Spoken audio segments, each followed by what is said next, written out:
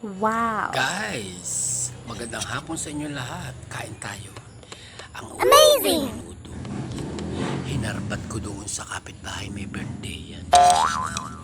Kumain ako doon kanina. Na-late ako doon sa menudong paborito ko. Kaya ngayong hapon, humingi ako. Bakit? Kapitbahay ko naman yun, di ba? Saka masarap yung menudo. Huli na nung ihayin kasi huli na nung maluto. Kaya nung ulam ko ngayon. Menudo, sarap, di ba?